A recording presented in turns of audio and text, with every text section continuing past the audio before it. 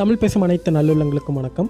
பார்க்குறதுக்கு பலாக்கொட்டை மாதிரி இருக்க இந்த விதைகள் என்னென்னு தானே பார்க்குறீங்க. இந்த வீடியோ ஃபுல்லாக பாருங்கள், சொல்கிறேன்.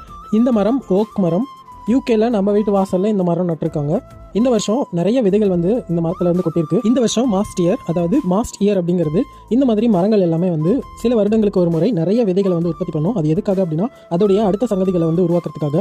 இந்த மாதிரி விதைகளை வந்துட்டு இந்த ஊரில் இருக்க பறவைகள், அணில்கள் எல்லாம் சாப்பிட்டு மீதி இருக்க விதைகள் வந்து அடுத்த வருஷத்துக்கு வளர்கிறதுக்காக இந்த மாதிரி நிறைய விதைகளை வந்து உற்பத்தி பண்ணும்.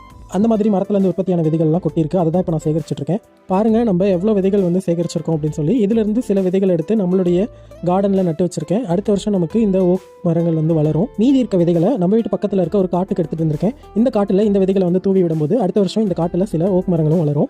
ரோட்டில் கொட்டி வீணாக போகிற இந்த விதைகளை இந்த மாதிரி சேகரித்து நம்ம இப்படி காட்டுக்குள்ளே தூவுறது மூலயமா அடுத்த வருஷம் சில பல மரங்களை வந்து நம்மளால் உருவாக்க முடியும். மனிதனாக இந்த பூமியில் பிறந்ததற்கு இயற்கைக்கு ஏதோ என்னால் முடிஞ்ச ஒரு சின்ன உதவி.